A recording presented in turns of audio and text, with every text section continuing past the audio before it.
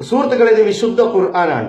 മുസ്ലിങ്ങൾ വേദഗ്രന്ഥമായി കരുതുന്ന അവരുടെ ഏറ്റവും ഒന്നാം നമ്പർ പ്രമാണമായത്. ലോകത്തുള്ള മുഴുവൻ മുസ്ലിങ്ങളും ഇതിലുള്ള ഓരോ അക്ഷരവും മനുഷ്യന്റെ വകയിൽ നിന്നല്ല ദൈവത്തിൽ നിന്ന് അവതീർണമാതെന്ന് അവർ ഉറച്ചു വിശ്വസിക്കുന്നു. ഈ ഖുർആൻ ജനങ്ങളെ ഇസ്ലാമിന്റെ പേരിൽ മുസ്ലിം നാമധാരികളായിക്കൊണ്ട് അറബി ഭാഷ സംസാരിച്ചുകൊണ്ട് കറുത്ത പതാകയേന്തി അതിൽ ഇസ്ലാമിന്റെ ആദർശവാക്യം എഴുതിവെച്ച് ക്രിസ്ത്യാനിയാണ് ജൂതനാണ് എന്ന് പറഞ്ഞുകൊണ്ട് ആളുകളെ കൊല്ലുന്നവരെ കുറിച്ച് ഈ ഖുർആൻ എന്താണ് പറയുന്നതെന്ന് നമുക്ക് നോക്കാം. ഈ ഖുർആനിലെ 2-ാം അധ്യായത്തിന്റെ പേര് അൽ ബഖറ എന്നാണ്, പശു എന്നാണ് അതിന്റെ അർത്ഥം. ഇതിലെ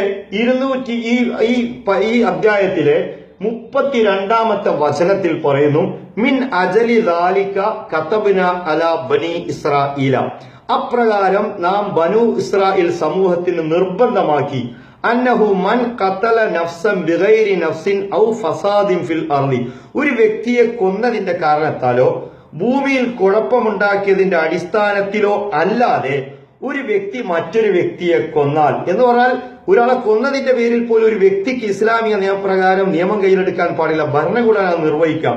എന്നാൽ ഒരു വ്യക്തി ന്യായമായ കാരണമില്ലാതെ മറ്റൊരു വ്യക്തിയെ കൊന്നാൽ, നഫ്സ് അന്നോ മൻ ഖതല നഫ്സൻ, നഫ്സ് എന്ന് പറഞ്ഞാൽ മുസ്ലിം ക്രിസ്ത്യാനി എന്നൊന്നില്ല, എല്ലാ മനുഷ്യാത്മാക്കളും അതിന്റെ അർത്ഥം. നഫ്സിനെ ഒരാൾ ഹനിച്ചാൽ, ഒരു നഫ്സിനെ ഒരാൾ വധിച്ചു കഴിഞ്ഞാൽ, നാസ് എന്ന് പറഞ്ഞാൽ മനുഷ്യർ എന്നാണ് അറബി ഭാഷയിൽ, ജമീഅ എന്ന് പറഞ്ഞാൽ മുഴുവനും, മുഴുവൻ ഭൂലോകത്തുള്ള മുഴുവൻ മനുഷ്യരെയും വധിച്ചതിന് തുല്യമാണ് ഒരു വ്യക്തിയെ കൊന്നാൽ.